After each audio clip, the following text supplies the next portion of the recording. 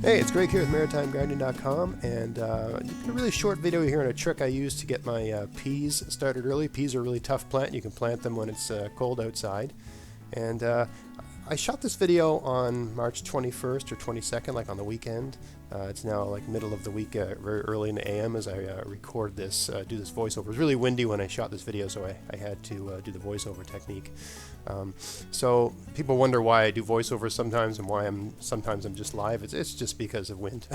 I prefer to just speak to the camera while I'm doing stuff, but sometimes the wind's so bad it just sounds terrible. So anyway, what am I doing here? I'm using this pickaxe. The soil in this bed is completely frozen. It's probably frozen down about 3 or 4 inches, and it's not even frost, like ice, because we get so much rain, and we get freezing and thawing periods over the winter, so the soil kind of becomes like ice, really. So that's frozen. I can't plant anything in it, but I want to get my peas started. And whenever the spring equinox occurs, you want to plant peas, right? So what am I doing? I'm a no-till gardener, so I have all my gardens covered in mulch of some kind. This garden's no exception. And mulch is great because it feeds the organisms in the soil, which in turn feed your plants, and it does a lot of benefits for having a mulch in a garden. And it can even keep the garden from freezing up too bad in the winter sometimes. But on the flip side, in the spring, having that mulch over your soil can slow down the thawing of your soil. Sometimes it doesn't really matter because you're not planting everything early. But for a few things, you want to push it aside to speed up the thaw and get things started early. So this bed here, I want to plant peas. I like to plant peas on a nice high trellis right down the center of a garden, and then I can plant other things on either side of the peas, like potatoes or carrots or whatever. There's lots of different things you can plant with peas on either side. I'm going to have a trellis going from this garden's oriented south to north. So if you were standing here watching me, you'd be standing on the north side or the south side of the garden.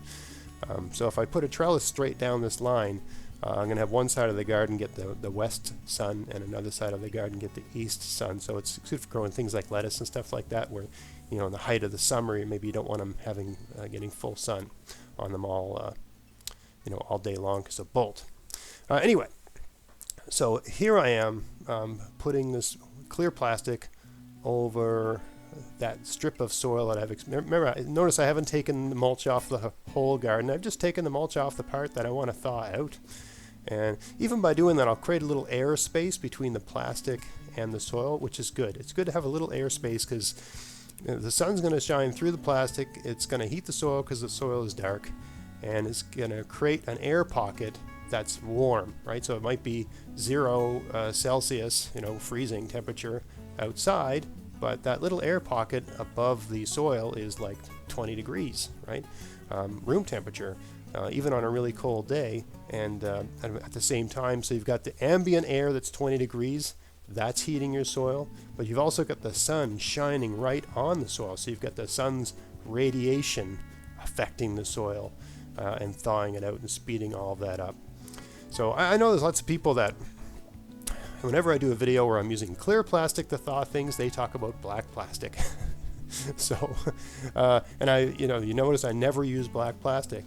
And maybe things are different for some people, but for me, I want the sun shining on my soil, and it can't do that if you've covered the soil with black plastic. It can't shine through the black plastic. I know that black attracts heat, so when you put black plastic on the soil, the black plastic gets hot. And then some heat from that black plastic is transferred to the soil. But in my experience, it is more effective to have the full radiation of the sun affecting the soil, right? Your soil is dark, just like black plastic, not as black, but pretty dark. And the sun, if you can let the sun shine on that soil, I think you get quicker results. Also, once you plant your peas in there and everything, you can use the same approach to get them to germinate a little bit quicker, get things moving along. Of course, you get the plastic off as soon as they got any sort of height.